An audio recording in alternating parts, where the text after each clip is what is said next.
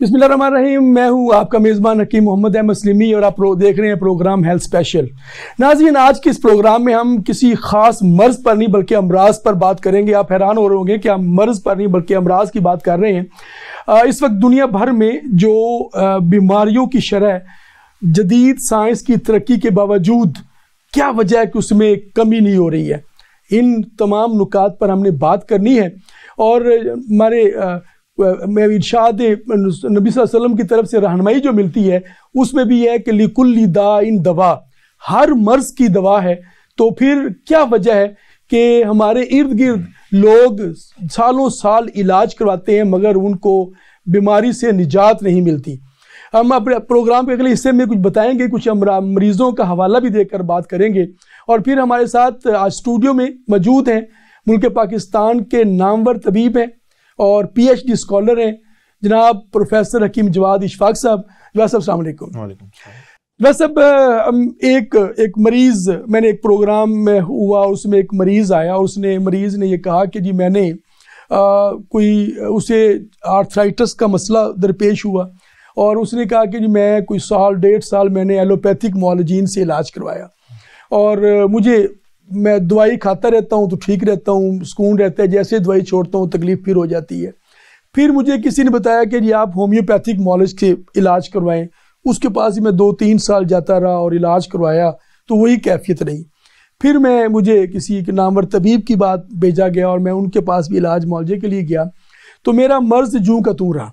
मैं जो है ना तो उसने ना माहिरीन के सामने एक सवाल खड़ा किया कि क्या वजह है कि इतनी तरक्की के बावजूद और इतने दावों के बावजूद और इलाज मुआवजे की सहूलियात के बावजूद मेरा मर्ज ठीक नहीं हो रहा है।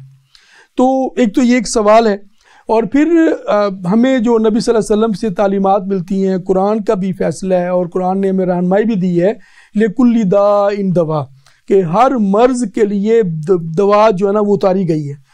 तो कहाँ कमी है, क्या वजूहात हैं कि जो इतनी तरक्की के बावजूद हम मरीज़ों को सेहत से हमकिनार करने से अभी कोसों दूर है? क्या कहते हैं आप? जी, बिस्मिल्लाहिर्रहमानिर्रहीम। सबसे पहले तो आपका बहुत शुक्रिया कि आपने प्रोग्राम में दावत दी और बहुत अहम मौजू जो है वो आज आपने चुना है गुफ्तगू के लिए। तो इसमें जो आपका सवाल है कि एक पेशेंट है जिसने तीनों सिस्टम ऑफ मेडिसिन जो है उसको अपना लिया और उसके बावजूद उसका मर्ज जो है वो वैसे का वैसे ही है। तो देखें, इसमें कोई शक नहीं है कि हर मर्ज की जो दवा है वो मौजूद है, लेकिन चूँकि मेडिकल साइंसेस के ऊपर हम आज बात कर रहे हैं तो मेडिकल साइंसेस जो है ये एक बहुत वसी नॉलेज है, एक बहुत वसी इल्म है।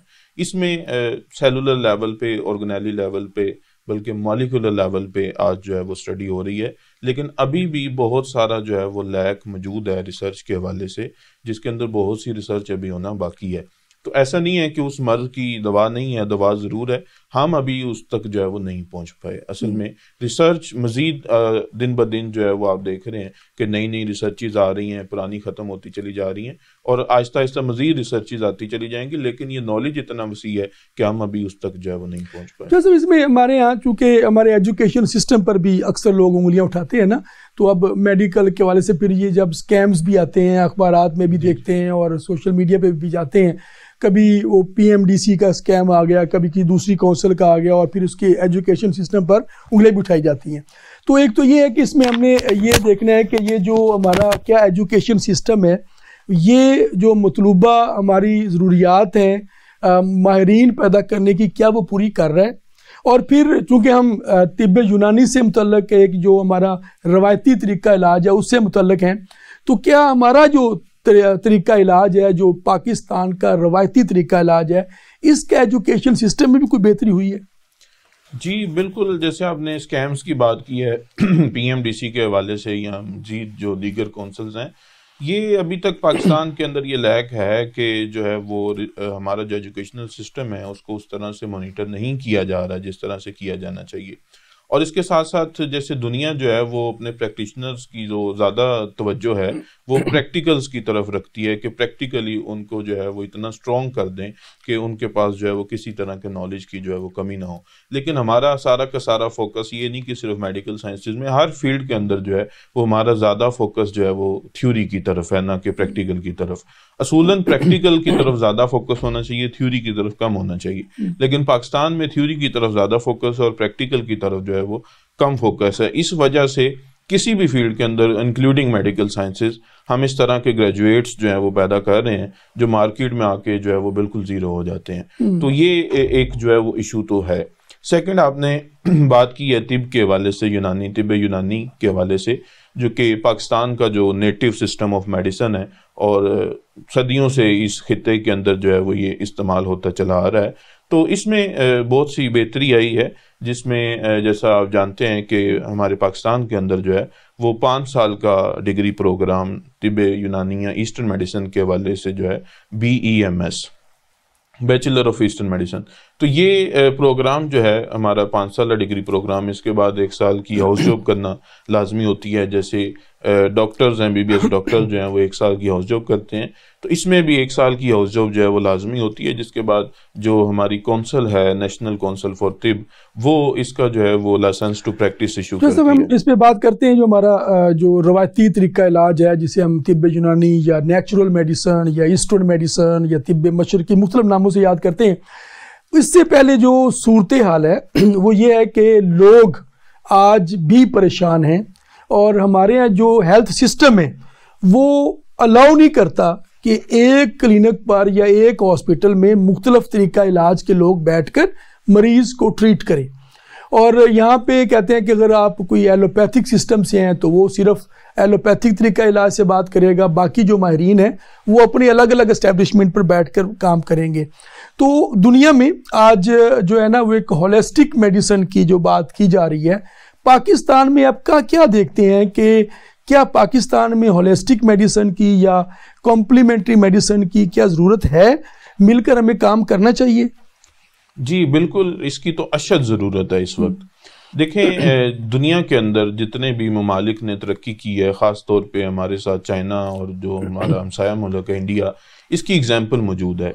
इनका जो नेटिव सिस्टम ऑफ मेडिसिन है, जो इनका इलाकाई सिस्टम ऑफ मेडिसिन है, जैसे उनके यहाँ ट्रेडिशनल चाइनीज़ मेडिसिन है, इनके यहाँ आयुर्वेदिक मेडिसिन है या तिब यूनानी है, तो इसके ऊपर इन्होंने बहुत सारा वर्क किया और इसकी वजह से ये इस काबिल हुए कि हेल्थ फॉर ऑल का जो मोटो है उसको अचीव कर सकें। अब WHO जो है, वर्ल्ड हेल्थ ऑर्गेनाइजेशन, उसका भी सारा का सारा फोकस इसी बात के ऊपर है कि अगर आप हेल्थ फॉर ऑल का मोटो अचीव करना चाहते हैं, कि आप चाहते हैं कि आपका मरीज़ जो है वो आम चीज़ों से और जल्दी से एहतियाब हो जाए, तो उसके लिए ज़रूरी है कि जो भी आपका वहाँ का कॉम्प्लीमेंट्री या जो भी वहाँ का नेटिव सिस्टम ऑफ मेडिसिन है, जैसे पाकिस्तान के अंदर जो है वो ईस्टर्न मेडिसिन या यूनानी मेडिसिन की बात हो रही है, क्योंकि यहाँ का ये नेटिव सिस्टम ऑफ मेडिसिन है और आज भी बहुत सारे लोग जो है वो देसी अद्वियात, हर्बल मेडिसिन जो हैं वो यूज़ करते हैं। तो ये इस चीज़ की अशद ज़रूरत है कि इसको जो है वो हॉस्पिटल्स के लेवल पे लाया जाए, और ये नहीं कि इससे एलोपैथी की जो है वो कोई कदर कम हो जाएगी। एलोपैथिक सिस्टम मेडिसिन अपनी जगह पे मौजूद रहेगा, लेकिन ये है कि जो हम हेल्थ फॉर ऑल का मोटो अचीव करना चाहते हैं, जो हम चाहते हैं कि हमारा माशरा सेहतमंद हो जाए, बीमारियां कम से कम हो जाएं, तो ये उस वक्त तक नहीं हो सकता जब तक जो है वो हम अपने नेटिव सिस्टम ऑफ मेडिसिन को, यानी कि यूनानी मेडिसिन को अपने यहाँ हॉस्पिटल्स में इसको इस तरह से नहीं कर लेते। बिल्कुल इस तरह ये है कि मुख्तलिफ अमराज आज भी हम देखते हैं कि एलोपैथिक सिस्टम में बहुत सारे अमराज में आज भी उन्होंने हाथ खड़ा किया हुआ है, और ख़ुद मुआलजीन जो दर्द दिल रखने वाले एलोपैथी के मुआलजीन हैं, वो ख़ास तौर पर अब वायरल डिजीज़, पिछले कुछ अरसे में बहुत सारे वायरल डिजीज़ ऐसे आई हैं जो एपिडेमिक के तौर पर एक पूरी एक वबा के तौर पर फैले और उसमें मामला हुआ, और उसमें जो है ना कि वो उनके इलाज के लिए वो कहते हैं जी आप अपना जो रवायती इलाज है उससे सहारा लें। मतलब ये आपने देखा पिछले कुछ अरसे में अदरक की चाय का इस्तेमाल बहुत ज़्यादा, कि किसी को वायरल कोई इन्फेक्शन हो गई है, तो चूंकि इसकी दवाई तो प्रॉपर है कोई नहीं, एक आध मेडिसिन है, उसके भी साइड इफेक्ट इतने ज़्यादा हैं, खुद मौलजीन बताते हैं ये, और भी रिसर्च बताती है कि उसके साइड इफेक्ट इतने ज़्यादा हैं कि उसको इस्तेमाल कराते हैं वो खुद मौलजीन डरते हैं। तो वो कहते हैं यार आप अदरक का कहवा पीना शुरू कर दें, ठीक है, वो खुद कहते हैं सिनामन, दारचीनी की बात करते हैं कि दारचीनी की का कावा, दारचीनी अदरक का कावा मिलाकर पीना शुरू कर दे। कई मौलजीन खुद अपने यहाँ उन्होंने ये राइज कर लिया हुआ है। मगर जब वो बात आती है एस्टेब्लिशमेंट की और सिस्टम की, तो वहां पे वो एक दूसरे को की मुखालफत की जाती है। सवाल ये है कि अगर हम इसको इंसानियत का सोचें, पाकिस्तान का सोचें, तो फिर हमें तो मिलजुल कर आपस में एक दूसरे को कॉम्प्लीमेंट करना है, एक मिलजुल कर काम करना है। तो इसमें जो आप बात कर रहे थे BEMS की, और पाकिस्तान में जो तिब्बे यूनानी है जो सिस्टम है, लोगों का कॉन्सेप्ट है कि ये बस सीना गजट के तौर पर हकीम बैठे हुए हैं, उन्होंने जड़ी बूटियों की दुकान बनाई है, वहाँ पे प्रैक्टिस स्टार्ट कर दी है, और वहाँ पे जो रवायती तौर पर उनके दादा वालिद साहब वो काम कर रहे थे उसी को लेकर आगे बढ़ रहे हैं। तो पाकिस्तान में जो एजुकेशन सिस्टम है तिब का, वो बेसिकली किन पिलर्स पे खड़ा है, और इसका क्या कोई तरक्की है इसके अंदर, कोई ऐसी चीज़ नज़र आई है जो पब्लिक को हम बता सकें कि अब वो बात नहीं रही, अब अतीबा भी पढ़े लिखे आ रहे हैं? जी बिल्कुल। इसमें अगर मैं हिस्ट्री से स्टार्ट करूं तो जैसे आपको पता है कि तिब की बाकायदा तलीम इस खित्ते में जो है वो शुरू से ही मौजूद थी, और पाकिस्तान के बनते साथ ही यहाँ पे जो है वो 2 साल का डिप्लोमा ज़ुब्दतुल हुक्मा वगैरह जो है वो होता था। उसके बाद फिर ये डिप्लोमा जो है वो 4 साल का हो गया, जिसको फाजल तिब वल जराहत जो है वो कहा जाता है, जिसके लिए जो अहलियत है वो मैट्रिक साइंस होना ज़रूरी है। तो ये 4 साल का डिप्लोमा फाजल तिब वल जराहत फिर 1995 के अंदर जो है वो पाकिस्तान के अंदर जो है वो एक बाकायदा डिग्री प्रोग्राम जो है वो लॉन्च किया गया, जिसको हम BEMS जो है वो कहते हैं। अब ये BEMS 5 साल का डिग्री प्रोग्राम है, जिसकी जो कह लें कि स्कूलिंग जो है वो 16 ईयर ऑफ एजुकेशन यानी कि MSc के बराबर है। 16 जैसे बाकी प्रोग्राम है MBBS है, एलिजिबिलिटी FSc प्री मेडिकल है, या वो जो तिब्बे यूनानी का 2 साल का जो इंटरमीडिएट है वो इसकी एलिजिबिलिटी है। FSc प्री मेडिकल या A लेवल अगर बायो के साथ आपका है, या आपकी इंटरमीडिएट इन यूनानी मेडिसिन है, तो आप जो है वो इस कोर्स के लिए जो है वो एलिजिबल हैं। और ये 5 साल का डिग्री प्रोग्राम है, जिसके बाद मैंने जैसे पहले भी बात की कि 1 साल की हाउस जॉब है। बात सिर्फ यहाँ तक नहीं है, इसके बाद जो BEMS ईस्टर्न मेडिसिन है, इसमें अब बाकायदा पाकिस्तान की यूनिवर्सिटीज़ जो हैं वो MPhil और PhD भी जो है वो करवा रही हैं, और हमारे तबीब ईस्टर्न मेडिसिन ग्रेजुएट जो हैं वो अल्हम्दुलिल्लाह अब MPhil और PhD की तलीम के साथ जो है वो मार्केट के अंदर आ रहे हैं। तो अब ऐसा बिल्कुल भी वो कंसेप्ट जो है वो नहीं है कि सीना बसीना जो है वो चल रहा है और इनको बाकायदा कोई प्रॉपर एजुकेशन नहीं दी जाती। बाकायदा इसका जो है वो एजुकेशन सिस्टम जो है वो मौजूद है, इसकी रेगुलेटरी बॉडी भी मौजूद है, और अल्हम्दुलिल्लाह पाकिस्तान के अंदर जो है वो इसमें हाईएस्ट क्वालिफिकेशन, PhD से ज्यादा तो हाई क्वालिफिकेशन कोई भी नहीं है ना, तो हाईएस्ट क्वालिफिकेशन भी जो है वो इस सिस्टम के अंदर जो है वो सिर्फ नेशनल काउंसिल फॉर तिब से ये रिकॉग्नाइज नहीं है, बल्कि ये HEC अप्रूव्ड, जिस तरह बाकी तमाम जो हमारी हायर एजुकेशन है उसको जो HEC देखती है, उसको इक्विवेलेंसी और सारे मामलात HEC ने देखने होते हैं, तो ये तालीम भी HEC से अप्रूव्ड है। जी बिल्कुल, HEC ने ही इसका करिकुलम जो है वो इशू किया हुआ है। बैचलर का भी, MPhil का भी, PhD का भी जो है वो HEC से अप्रूव्ड जो है ये करिकुलम है, उससे रिकॉग्नाइज और अप्रूव्ड जो है ये कोर्स है। वो है कि अब नाजरीन को और हमें देखने सुनने वालों को हम ये बात बता सकते हैं कि पाकिस्तान में अब जो आपका जो रवायती तरीका इलाज है, जिसे तिब्बे यूनानी या तिब्बे इस्लामी के नाम से आप जानते हैं, तिब्बे नबवी से इसकी रूट्स मिलती हैं, उसमें अब आपके पास हायर एजुकेशन के लोग मौजूद हैं। बिल्कुल। और तहकीक का जो मामला है, ये भी इल्ज़ाम लगता है कि ये सीना गजट सारे मामलात हैं। तो आप में बता रहे थे कि नाब इसमें कपिंग की बात कर रहे थे कि इंटरनेशनल रिसर्च पेपर्स मौजूद हैं, और ये हिजामा जो है वो इसी सिस्टम का एक इलाज का एक तरीका है। तो उसमें आपने कुछ चीज़ों में आप ऑटो इम्यून डिजीज़ की बात कर रहे थे। ऑटो इम्यून डिजीज़ में आप देखते हैं कि एलोपैथिक सिस्टम या जो जदीद तरीका इलाज है उसने हाथ खड़े किए हुए हैं। कहते हैं बस वो मरीज को अगर ऑटो इम्यून डिजीज़ हो गई है तो वो किस्मत पे है। अब उसको अगर सोराइसिस हो गया है तो वो बस अब वो मरहम लगाता रहे और दवाइयाँ खाता रहे।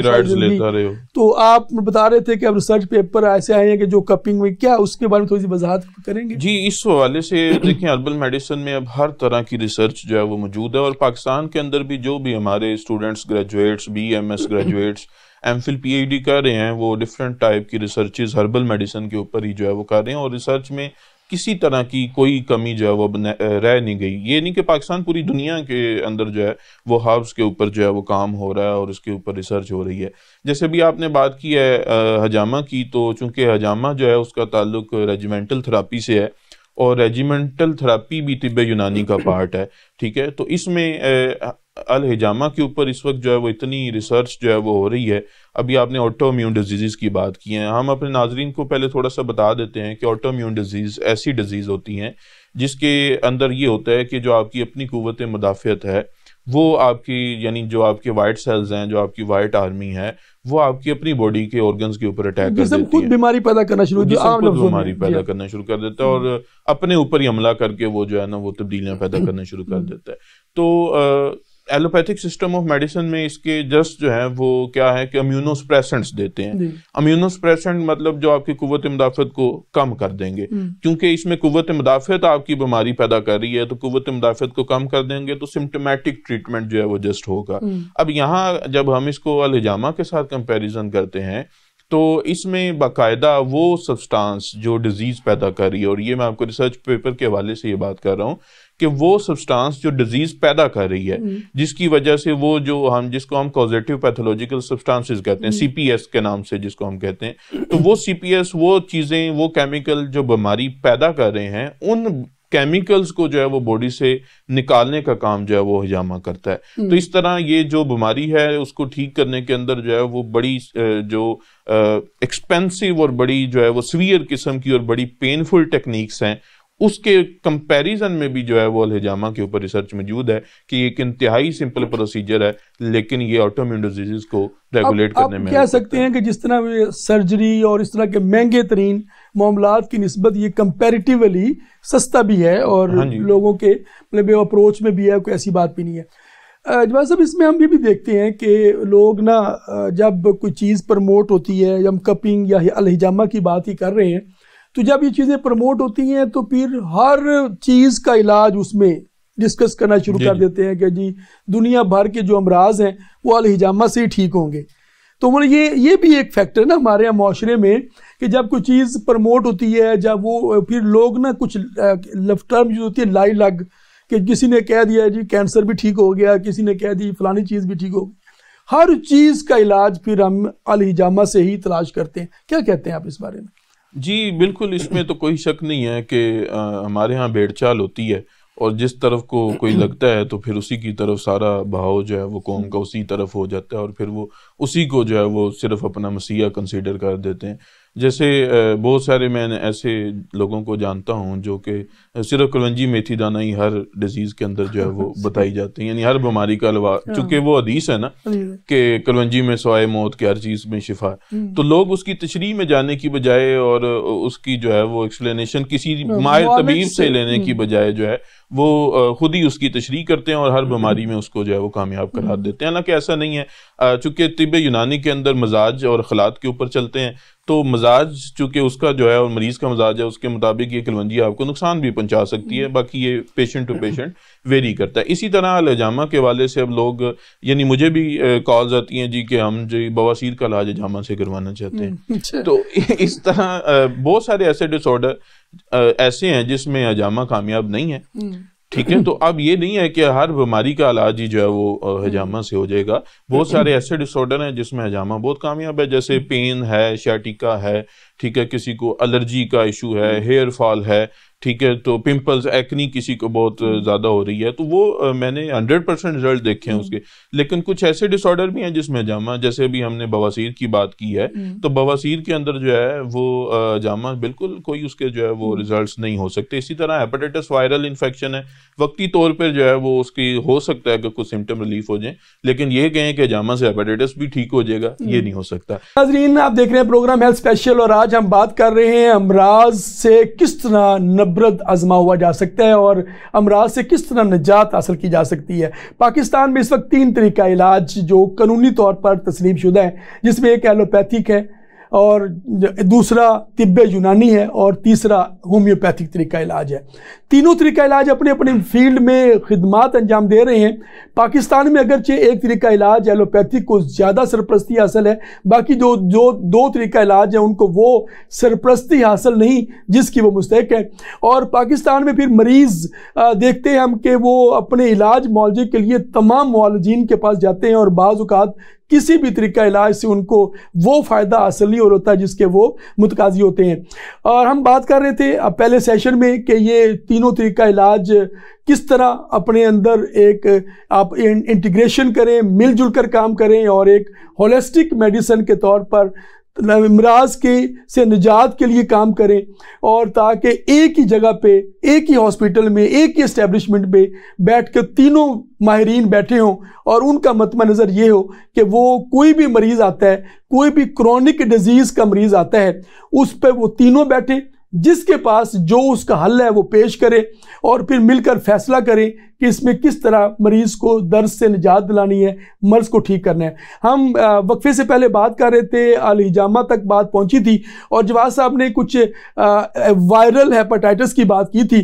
तो इस सिलसिले में चूँकि हम चाहते हैं कि पब्लिक को फ़ायदा हो, तो जवाद साहब ये जो हिजामा के हमने देखा है कि एक तो इसके SOPs भी हैं ज़रा जो हिजामा करने वाले हैं, तो हमारे नाजरीन को भी हम ज़रूर बताएं कि हिजामा करवाते हुए वो किन बातों को ज़रूर ख्याल रखें कि वो इन्फेक्शन भी ना हो। मुआलज की अपनी भी तो मसला है, उसको भी तो इन्फेक्शन हो सकती है, तो उसके लिए जिस तरह डिस्पोजेबल कप और बाकी चीज़ें थोड़ी सी आप उसमें भी ज़रा रहनुमाई कर दीजिए। जी बिल्कुल, इसमें हिजामा में जितना भी जो इंस्ट्रूमेंट्स यूज़ होते हैं, जो सामान इस्तेमाल होता है, वो सारा डिस्पोजेबल होता है, ठीक है। इसमें अगर कोई मुआलिज जो है वो अपने पैसे बचाने के लिए वो इस तरह का काम कर देता है कि उसको वो रीयूज़ कर लेता है, लाइक एक पेशेंट को कप लगाया और खुदा न खास्ता उसने अब अपनी जो है वो स्क्रीनिंग तो नहीं करवाई थी, फॉर एग्जांपल उसको हेपेटाइटिस था, ठीक है, और वो कब खुदा न खास्ता उसने जो है वो दूसरे पेशेंट को भी लगा दिया तो उसको भी हेपेटाइटिस जो है वो हो जाएगा। तो एक तो जो मुआलिजीन है वो हमेशा इस बात पे फोकस करें कि जो सेहत है वो बहुत बड़ी नेमत है और हमने जो है वो सेहत को आम करना है, ना कि बीमारी को आम करना है। तो इस सिलसिले में उनको चाहिए कि जितने भी वो इंस्ट्रूमेंट यूज़ करते हैं, और मोस्टली ऐसे ही करते हैं, मोस्टली ऐसे ही करते हैं, बल्कि ये कह लें कि 98% शऊर काफी ज्यादा आ गया है, शऊर लोगों के अंदर आ गया है कि वो डिस्पोजेबल कप्स हैं, ब्लेड है, और जो एक पेशेंट पे एक दफा इस्तेमाल होनी है वो दूसरे पेशेंट पे नहीं होनी, तो इससे जो ट्रांसफर ऑफ इन्फेक्शन का चांस है ना वो जीरो हो जाता है, यानी कि उसमें अब कोई ऐसा चांस नहीं है कि इन्फेक्शन जो है वो अब जो फिजिशियन है जो करने वाला है उसकी अपनी प्रोटेक्शन के लिए ज़रूरी है कि वो ग्लव्स जो है वो पहने, ख़ास तौर पे लेटेक्स मटेरियल के एग्जामिनेशन ग्लव जो है वो पहने। और कोई ऐसा पेशेंट आ गया है जिसको कोई वायरल इन्फेक्शन है, जैसे एड्स है, हेपेटाइटिस है, तो अव्वल तो एड्स में जामा करने से जो है ना वो एहतियात ही करनी चाहिए, क्योंकि ये हाई रिस्क जो है वो पैथोजिन है। अगर खुदा न खास्ता पेशेंट्स का ब्लड थोड़ा सा आपकी बॉडी के अंदर कोई एक कतरा किसी भी तरह से जो है वो आपको लग गया या आप में चला गया तो आपको भी जो है वो डिजीज हो जाएगी। तो ये जो वायरल इन्फेक्शन है इसमें फिजिशियन को अपनी प्रोटेक्शन के लिए इन चीज़ों से जो है वो अवॉइड करना चाहिए। दुनिया भर में हॉस्पिटल एक्वायर्ड जो मामलात हैं उसमें सबसे ज्यादा मुआलजीन खुद मुतासर हो रहे होते हैं। डेफिनेटली मुआलजीन को अपना भी ख्याल करना चाहिए। बस अभी कुछ हम अभी बात कर रहे हैं तो रेजिमेंटल थेरेपी का आपने जिक्र किया।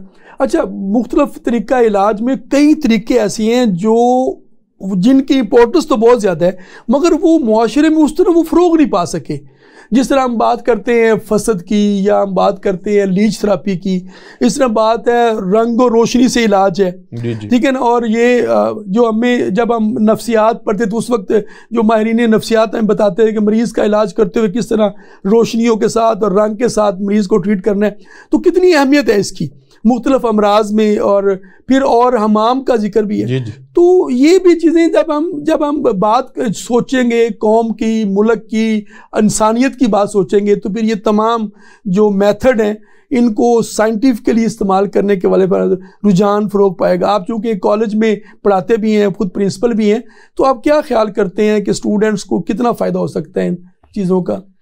जी बिल्कुल, इसमें स्टूडेंट से ज़्यादा जो है वो आम लोगों को फ़ायदा जो है वो ज़्यादा है कि जो बड़े सिंपल मेथड्स हैं, जिस तरह आपने अभी वीनस सेक्शन की बात की, लीच थेरापी की बात की, कलर थेरापी की बात की। अब कलर थेरापी जो है ये तो सैकड़ों साल से, और आज हर हॉस्पिटल में कलर थेरापी होती है। कैसे वो जॉन्डिस का जो बच्चे को जो न्यू बॉर्न बेबी होता है उसको जॉन्डिस हो जाता है तो उसको ब्लू लाइट में रख देते हैं, तो वो भी तो कलर थेरापी है। ठीक है, तो कलर थेरापी जो है इसका भी यकीनन इसके अंदर जो है वो रोल है। बड़े सिंपल मेथड हैं जो आम जो ऐसी डिजीजेज हैं जिसके लिए आपको दवाई खाने की जरूरत नहीं। रेजिमेंटल थेरापी का पर्पस तो यही है कि आपको मेडिसिन फ्री कर दें। ठीक है, दवाई खाने की आपको जरूरत नहीं, जस्ट वो आप मेथड अडॉप्ट करें और उसी से जो है वो ठीक हो जाए, जिसमें आपको पंक्चर भी है, आपको प्रेशर भी है। ये सारी टेक्निक्स जो है विदाउट मेडिसिन जो है वो, और इन चीज़ों को पाकिस्तान में ख़ास तौर पे जो है वो इसको इन करने की ज़रूरत है, इसको आवाम को शऊर देने की ज़रूरत है कि सिर्फ दवाइयों से इलाज नहीं होता, बल्कि दूसरे भी ऐसे तरीके हैं जिसमें बगैर कोई दवाई खाए, बगैर किसी साइड इफेक्ट के जो है वो आप अपना इलाज जो है वो करवा सकते हैं। मसाज है, इसमें हमाम है, जी मसाज हमाम सारी चीजें जो है इसमें तकरीबन 18 के करीब मेरा ख्याल है। जी जी, और ये ऐसे नहीं कि हम बात कर रहे हैं, जब आप वर्ल्ड हेल्थ ऑर्गेनाइजेशन की यूनानी सिस्टम की गाइडलाइन निकालते हैं तो उसमें रेजिमेंटल थेरापी को निकाल के नेट पे अवेलेबल है, आप सर्च करें और उसमें देख लें, वो सारे जो है वो अल्टरनेटिव वेज जो है वो मौजूद हैं जो तिब्ब यूनानी का हिस्सा हैं ये सारे। एक और चीज़ भी जो हमें माशरे में बहुत ज़्यादा ये बात सामने आती है कि गलत ऑपरेशन कर दिया, ख़ास तौर पर जो हर एक को वास्ता होता है। कभी हम तो शायद वो दाइयों के हाथों की पैदाइश हैं मगर आज जो बच्चे पैदा हो रहे हैं वो हॉस्पिटल में पैदा हो रहे हैं, और वो जब भी किसी गायनेकोलॉजिस्ट को दिखाते हैं तो वो कहते हैं जी ये सी सेक्शन बड़ा ऑपरेशन हो, आम लफ्ज़ लोग समझते हैं कि बड़ा ऑपरेशन होगा उसका। तो इसमें भी बहुत सारी बातें की जाती हैं। तकरीबन अब तो मुआशरे में इतना ज़्यादा ये बात फैल चुकी हुई है कि आम तौर पर ये जो मुआलजीन है, ख़ास तौर पर गायनेकोलॉजिस्ट हैं, वो गलत ऑपरेशन रिकमेंड करते हैं। आप क्या कहते हैं? आप भी ज़ाहिर शादीशुदा हैं और आपके यहाँ भी बेटे की पैदाइश हुई है, तो आपने क्या एक्सपीरियंस किया? बिल्कुल, इसमें ऐसा ही है। पाकिस्तान के अंदर ये ट्रेंड जो है वो बड़ा कॉमन हो गया कि हर गायनेकोलॉजिस्ट जो है उसकी सारा का सारा फोकस इसी पे होता है कि वो सी सेक्शन ही रिकमेंड करे। नो डाउट हर फील्ड में अच्छे लोग भी मौजूद हैं और बहुत सारे ऐसे भी हैं जो ऐसा नहीं चाहते कि ज़रूर किसी को जो है वो हमने तकलीफ़ देनी है, और जो है वो इसमें बात पे जो है वो ये रिकमेंडेशन दे दी जाती है, लाइक जो है वो नॉर्मल लेवल पे भी आपका जो है वो फॉर एग्जांपल एमनियोटिक फ्लूइड मौजूद है तो उसको भी कह दिया जाता है जी कि आपको सी सेक्शन रिकमेंड करेंगे। अभी बेबी का हेड फिक्स नहीं हुआ तो आपको सी सेक्शन रिकमेंड करेंगे, बेबी की पोजीशन ऐसी है। नो डाउट कुछ ऐसे कंडीशंस हैं जिसमें सी सेक्शन ज़रूरी होता है, ऐसा नहीं है कि बिल्कुल भी नहीं करवाना। लेकिन अगर हम पास में देखते हैं, जैसे अभी आपने बात की है कि जब दाइयों वाला ज़्यादा काम होता था तो तब सी सेक्शन क्यों नहीं होता था, उसकी वजह यही थी कि वो औरतें ज्यादा काम करती थी, चलती फिरती थी, वो प्रेगनेंसी को एज अ डिसऑर्डर नहीं लेती थी, जैसे आजकल जो है वो प्रेगनेंसी को बीमारी समझा जाने लगा, और वहां वो लोग उसको नॉर्मल, एक है भी नॉर्मल प्रोसेस है। आपकी बात से जो कहते हैं टेक होम मैसेज तो ये जाता है कि प्रेगनेंसी में अपने काम शाम जारी रखें, बिल्कुल जारी रखें। और यहाँ पे ना असल में बहुत ज्यादा हमने कर दिया, गलत काम ये हो गया। फर्स्ट प्रेगनेंसी है, लिहाजा बस अब अगले 8 महीने आराम करना है आपने, और वो बिल्कुल बेड पे पड़ी रहेंगी, तो उसके लिए वो खवातीन ज्यादा ऑपरेशन की तरफ या सी सेक्शन बेसिकली बड़े ऑपरेशन की तरफ, चीर फाड़ की तरफ जाएंगे। अच्छा, वो छोटा, वो जो होता है नॉर्मल डिलीवरी उसको भी छोटा ऑपरेशन ही कहते हैं ना। तो बेसिकली तो वो एक पूरा प्रोसेस हो रहा होता है। तो इसमें बुनियादी तौर पर समझने और समझाने की बात यह है कि खवातीन को जब प्रेगनेंसी हो जाती है तो बहुत उछल कूद तो ना करें, हाँ जी, नॉर्मल अपने काम तो जारी रखें। वो जो सारे किचन के काम है, घर की जो सफाई वगैरह के मामलात हैं, जो रूटीन में लोग करते हैं, चलना फिरना है, वॉक अगर करते रहें तो सी सेक्शन की जरूरत मिनिमाइज हो जाएगी। बल्कि ये जो लास्ट ट्राइमेस्टर है इसमें अगर ये बैठ के झाड़ू फेरेंगी तो इससे वो पोजीशन ऐसी बनती है। ये एक्सरसाइज दुनिया में रिकमेंड की जाती है, लेकिन पाकिस्तान में जो है ना वो हम सारे आसानी की तरफ भागते हैं। जिनके पास पैसा है वो तो कहते हैं यार बस अब बाकी काम मुलाजमा करेगी, ये रेस्ट करेगी। नहीं, जिस डॉक्टर ने करना है वो भी तो आसानी ढूंढती है ना। आपको पता है कि नॉर्मल डिलीवरी के लिए ज्यादा मेहनत करनी पड़ती है, सी सेक्शन से 6 गुना ज्यादा मेहनत जो है वो नॉर्मल डिलीवरी के लिए रिक्वायर्ड होती है, कि जिसमें आपको 8 घंटे 10 घंटे, और दुनिया तो 24 घंटे भी वेट करती है, 48 घंटे भी कुछ मुल्कों में वेट किया जाता है। नहीं ऑपरेशन किया जाता। यहाँ पे आधे घंटे से ज्यादा कोई वेट करने को तैयार नहीं है, ना तो घर वाले लड़की के कि वो पता नहीं इसको क्या हो जाएगा, और ना डॉक्टर जो है उसको भी होता है कि बस थोड़ा सा डरा दें इनको, और वो भी फौरन कहते हैं जी ठीक है आप सी सेक्शन कर दें। तो ना हमारे जो डॉक्टर्स जो हैं वो इस बात में तैयार हैं कि हम थोड़ी सी मेहनत कर लें, कोशिश कर लें। इंसानियत का उस तरह से दर्द नहीं ना हमारे अंदर, तो वो नहीं चाहते कि वो थोड़ा सा कोशिश कर लें। हालांकि उसमें एक फिर वो भी फैक्टर आ जाता है कि पैसे भी 2-3 गुना ज्यादा आने हैं और मेहनत भी कम होनी है और है भी सिंपल काम है। तो वो दोनों तरफ से मसाइल हैं, ये नहीं कि खाली डॉक्टर्स की तरफ से। लोगों के अंदर भी ये जो सी सेक्शन की कॉम्प्लिकेशन है ये तो थ्रू आउट लाइफ के लिए है, पूरी जिंदगी के लिए लोगों को इसकी कॉम्प्लिकेशन जो है वो आ जाती हैं, और लोग ये बिल्कुल गवारा ही नहीं करते थोड़ा सा वेट करना भी कि पता नहीं इसको जो है वो क्या हो जाए, कि बच्चे की डेथ ना हो जाए, कहीं माँ की डेथ ना हो जाए। वो ऐसा माहौल ऐसा बन गया है कि लोग जो है वो गवारा नहीं करते, आसानियां तलाश करते हैं। बल्कि वो अपने बात की तो इसकी कॉम्प्लिकेशन की, हमने ऐसे मरीज देखे जिनको स्टिच लग गए, वो सारी उम्र कहते हैं खिंचाव पड़ रहा है, खिंचाव पड़ रहा है, कमर में दर्द तो कॉमन है ना सबसे ज्यादा, कि थ्रू आउट लाइफ कमर में जो है वो दर्द रहती है। फिर आपकी सेकंड प्रेगनेंसी जो है उसमें फिर जो है वो नॉर्मल के चांस वैसे ही 40% कम हो चुके होते हैं, और अगर सेकंड भी सी सेक्शन हो गया हाँ तो फिर थर्ड में तो फिर लाजमी सी सेक्शन। तो ये तो हो गया। खैर ये जो कि कॉमन एक मामला था तो हम डिस्कस किया। इसके अलावा भी हम देखते हैं कि वो मौलजीन की गलतियां भी तो होती हैं। जी बिल्कुल, मौलजीन की गलतियां भी होती हैं, और इसमें हमारे यहाँ इसकी रेशो कुछ ज़्यादा भी देखनी मैं ये ख़ास तौर पर ऑपरेशंस के हवाले से हम आए रोज़ कुछ खबरें भी पढ़ते हैं, बातें भी सुनते हैं, और अब हेल्थ जो केयर कमीशन है वहाँ भी केस रजिस्टर्ड होना शुरू हो गए हुए हैं। अच्छा, एक रुझान था कि आम तौर पर जो उंगली उठाई जाती है वो तो हकीम की तरफ उठाई जाती है जी। अच्छा, जब शिकायत का तनासब देखते हैं वो डॉक्टरों की ज़्यादा नजर आते हैं। ये अभी बड़ा अजीब सा मामला है। असल में ना वो डॉक्टर्स जो हैं उन्होंने अपना बोझ आपके ऊपर डाल दिया है ना कि वो हुक्मा की तरफ ज़्यादा लोगों का ट्रेंड रहे कि ये लोगों को बीमार करते हैं और हम बचे रहें। तो ये भी उनकी एक साइंस है कि वो ये नॉलेज देते हैं लोगों को। अब फॉर एग्जाम्पल जैसे कोई किडनी का पेशेंट जाता है, कोई जो है वो पेप्टिक अल्सर का, कोई लीवर का पेशेंट जैसे किसी गट क्लिनिक पे जाता है या डॉक्टर के पास जाता है, तो पहला सवाल पूछते हैं आपने हकीम की दवाई तो नहीं थी इस्तेमाल की? अच्छा, अब वो उससे ये नहीं पूछेगा कि तुम लंबे अरसे से पेन किलर्स तो नहीं ले रहे थे। हालांकि सारी दुनिया जानती है, उनको खुद भी पता है, इसके ऊपर रिसर्च मौजूद है कि लंबे अरसे तक पेन किलर लेने से रीनल फेलियर होता है, और हमने ये अपनी आंखों से होते देखा है। ठीक है, वो इस तरफ कभी नहीं जाएंगे। उन्होंने, अब कौन ऐसा बंदा है जिसने दरमियान में कोई हकीम की दवाई नहीं ली? कोई है? हर बंदा किसी ना किसी तरह हर्बल मेडिसिन ले रहा होता है। ठीक है, तो वो कहेगा हाँ लिया, तो उसने फौरन लिख देना ड्यू टू हकीम्स मेडिसिन, वो सारा उसने खाता जो है वो उस पे डाल देना है। कभी नहीं उसने पूछना कि आपका लीवर फेलियर में कोई ज्यादा पैनाडोल, ड्रग इंड्यूस्ड हेपेटाइटिस, ये पैनाडोल हम उसको बड़ी आसान मेडिसिन जो है वो समझते हैं और बड़े मजे से उसको जो है ना हम उसको ले रहे होते हैं, लेकिन वो लीवर फेलियर करती है। पैनाडोल की एक दफा आप ज्यादा डोज ले लें वो एक दफा में लीवर फेलियर कर देगी। ठीक है, तो ये डॉक्टर्स को ये भी तो जो है ना वो लोगों को अवेयरनेस देनी चाहिए कि भाई आपने जो है वो बिला वजह, लेकिन वो क्यों दें? खैर वो हमारा इंशाल्लाह ये प्रोग्राम लोगों को अवेयरनेस देगा कि एक तो कोई तरीका इलाज गलत नहीं है जी, बिल्कुल। उसमें जो इलाज मुआवजा करने वाले माहिरीन हैं जी जी, वो उसमें से ज़ाहिर है कि आपने बिल्कुल सही बात की कि अच्छे लोग भी मौजूद हैं और कुछ ऐसे लोग होते हैं जो लालच में आकर ऐसे काम करते हैं। हमारा जो गुफ्तगू का मरकज वो लालची लोग नहीं है, बल्कि जो अच्छे लोग हैं, जो दुखी इंसानियत का दर्द रखते हैं, जो अपने प्रोफेशन के साथ सिंसियर हैं।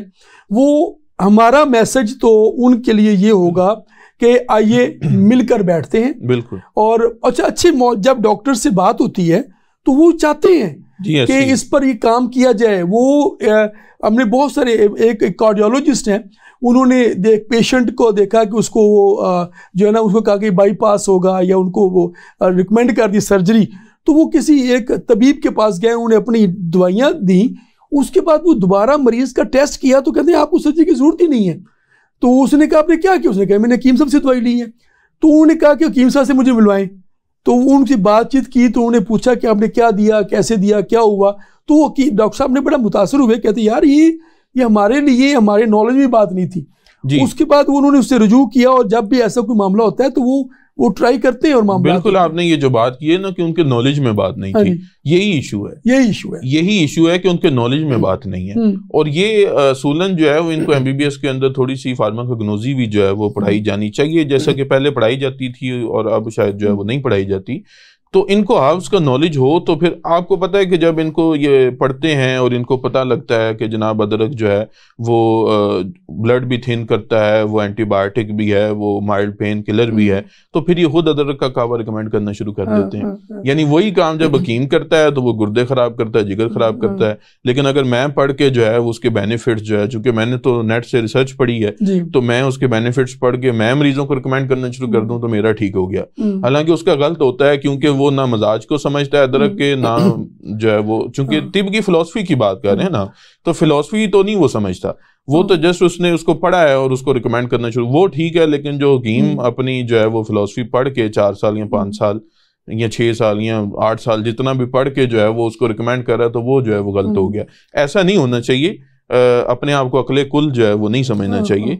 जो दूसरी मेथड्स हैं ट्रीटमेंट के, जारी बात है वो भी पूरी दुनिया में इन है और लोग उससे सेहतियाब हो रहे हैं। तो ऐसा नहीं है कि उनको बिल्कुल ही आप साइड पे कर दें कि जनाब आप जो है वो बिल्कुल लोगों को बीमारी करते हैं, ठीक नहीं करते, हम ही जो है वो सारा कुछ करते हैं। तो हर मेथड को ऑन करना चाहिए, जो जिस मेथड में अच्छी चीजें हैं उसको अपना लेना चाहिए, और उससे फिर जो पाकिस्तान के अंदर जो सेहत के मसाइल हैं आप भी देखेंगे, हम भी देखेंगे, इंशाल्लाह वो बिल्कुल जो है वो कम हो जाएंगे। एक डॉक्टर साहब से बड़े मारूफ डॉक्टर हैं, उनसे बात हो रही थी, तो उन्होंने कहा कि जी फ़र्क ये है कि जो हम चीज़ें हम मानते हैं नेचुरल मेडिसिन को और हम इसकी अफादियत के भी कायल हैं, ये नहीं है। फ़र्क सिर्फ ये है कि हम उसमें से जो एक्टिव इंग्रेडिएंट उसको आइसोलेट कर लेते हैं और उस पर करते हैं। तो मैंने भी उनसे कहा, मैंने कहा जी बाज़ औक़ात ये होता है कि आइसोलेशन जब आप आइसोलेट करते हैं कोई इंग्रेडिएंट को, तो उसके साइड इफ़ेक्ट होते हैं। नेचर ने एक ही हर्ब के अंदर कई किस्म के इंग्रेडिएंट रखे होते हैं जो उसके साइड इफेक्ट को ना सिर्फ काउंटर कर रहे होते हैं बल्कि उसके इफेक्ट को बेहतर कर रहे होते हैं। तो ये कई ऐसे एग्जांपल्स हैं। और हमारे यहाँ मैंने कि जब ये चीज़ें तरतीब पा रही थी नॉलेज, तो उस वक्त उन्होंने मुसले का लफ्ज़ एक यूज़ किया था। जब कोई भी हर्ब यूज़ करते हैं, उसका मिजाज गर्म खुश्क है, तो उसके साथ कोई गर्म तर चीज़ मिला दें ताकि उसकी अफादियत भी बेहतर हो जाए, खुश्की की वजह से नुकसान भी ना हो। सिनर्जिस्टिक इफेक्ट इसको कहा जाता है ना, सिनर्जिस्टिक। एग्जैक्टली। तो वो काम तो हो चुका था। अब वो उस वक्त उन्होंने वो कैफियत की बेस पर उसका तयन किया और वो भी साइंस थी उस वक्त। जी बिल्कुल। आज केमिकल की बेस पर ये चीजें तय हो रही हैं। तो बेसिकली तो वो चीज आगे बढ़ी है, ना कि नई चीज कोई बनाई गई है। तो ये चीजें बेसिकली इंडोर्समेंट तो है, डॉक्टर्स ये बात समझते तो हैं, सारे मौलजीन। मैंने फिर अर्ज करता हूँ कि जो जिनके दिल में ये है कि ना मरीज ठीक होना चाहिए, उसको तकलीफ से निजात मिलनी चाहिए, उसके पास तो ये एक रास्ता है कि आइए मिलकर बैठते हैं, इसको एक कॉम्प्लीमेंट करते हैं एक दूसरे के साथ, कि जहाँ पे ज़रूरत है, जिस चीज़ की ज़रूरत है वहाँ पे वो चीज़ अप्लाई कर दी जाए। बहुत सारी बातें हो सकती हैं, मगर ज़ाहिर है कि हमारा वक्त का भी कुछ कमी होती है। सिर्फ हम आखिरी लम्हात में आप गवर्नमेंट को BEMS के हवाले से, FTJ के हवाले से, एलोपैथिक, होम्योपैथिक, गवर्नमेंट को और आवाम को क्या मैसेज देना चाहते हैं? देखिए, इसमें जैसे हमारी पूरी गुफ्तगू जो है वो इसी बात पे रही कि WHO वर्ल्ड हेल्थ ऑर्गेनाइजेशन भी सारा का सारा इस बात पे फोकस कर रही है कि अगर आप हेल्थ फॉर ऑल का मोटो अचीव करना चाहते हैं तो इसके लिए ज़रूरी है कि वहाँ का जो भी कन्वेंशनल सिस्टम ऑफ मेडिसिन है उसको राइज किया जाए और उसको आम किया जाए। गवर्नमेंट भी बहुत सारी प्लानिंग्स करती है, क्यों बीमारियाँ बढ़ी हैं दिन ब दिन, हम क्यों काबू नहीं पा रहे इसके ऊपर, जो है क्यों नंबर ऑफ पेशेंट दिन ब दिन बढ़ते चले जा रहे हैं, वो सारे इसके ऊपर तो प्लानिंग करते हैं। लेकिन इस बात पे प्लानिंग जो है वो कोई नहीं करता हमारे मुल्क में कि ये यहाँ का जो कन्वेंशनल सिस्टम है उसको हम थोड़ा जो है वो तकवीयत दें, उसको थोड़ा आम करें, तो इससे जो है वो बीमारियाँ कम होने में और यकीनन उनको जो है वो मदद मिलेगी। तो गवर्नमेंट को हमारा यही मैसेज है कि जब भी वो प्लानिंग करती है और इस बात पे वो कोशिश करते हैं कि बीमारियों को कंट्रोल करें और नंबर ऑफ पेशेंट जो है वो कम हो और हेल्थ फॉर ऑल का मोटो अचीव हो और सब के लिए सेहत जो है वो उनके घर पर मैसर हो, तो उसके लिए ज़रूरी है और इसके बगैर ये मुमकिन नहीं है। चाहे आप आइंदा 100 साल भी इस मुल्क में लगे रहें तो ये नहीं मुमकिन हो सकता कि आप जो है वो इस मोटो को अचीव कर लें। इसके लिए ज़रूरी है कि आप हॉस्पिटल्स के अंदर बाकायदा, जैसे हमारी तिब्बी डिस्पेंसरीज काम कर रही हैं और इसी तरह बाकायदा THQ DHQ हॉस्पिटल्स के अंदर इसके बाकायदा सेटअप बनाए जाएँ जहाँ पे जो है वो लोगों को मिलके काम करें। नाज़रीन, आपने देखा कि हमने अमराज से किस तरह निजात हासिल की जा सकती है। आज के प्रोग्राम का अगर वन लाइनर हम मकसद सामने रखें तो ये है कि आइए मिलकर तमाम तरीका इलाज के मौलजीन एक जगह बैठें और ऐसे लाइलाज अमराज जिनके लिए दुनिया भर की साइंस आज भी नाकाम है, उसको, उस टारगेट को अचीव करने के लिए मिलकर सोचें, मिलकर कोशिश करें। पाकिस्तान में अल्हम्दुलिल्लाह इस वक्त MBBS के भी आला तालीम हो रही है। तिब्बे यूनानी में भी अब FTJ के बाद BMS और IUASM जो फेडरल बोर्ड भी इसके एग्ज़ाम लेती है, तो पाकिस्तान में भी इसकी तालीम बहुत बेहतरी की तरफ जा रही है। इसी तरह होम्योपैथी की तालीम में भी बेहतरी आई है और इसके मौलजीन की स्किल डेवलपमेंट पर भी तवज्जो दी जा रही है। पाकिस्तान में ना वसाइल की कमी है, ना ह्यूमन रिसोर्स की कमी है तो इस कौमी जज्बे की कमी है। तो मिलकर बैठकर सोचने की, आइए हेल्थ स्पेशल के प्लेटफॉर्म से हम दावत दे रहे हैं गवर्नमेंट को भी, अवाम को भी, मौलजीन को भी कि आइए मिलजुल कर मामलात के हल के लिए सोचें और गौर व फिक्र करें। अपने इर्द गिर्द सबका ख्याल रखिएगा। प्रोग्राम हेल्थ स्पेशल से अपने मेज़बान हकीम मोहम्मद अहमद सलीमी को इजाज़त दीजिए। इंशाल्लाह किसी और प्रोग्राम में आपके सामने हाज़िर खिदमत होंगे।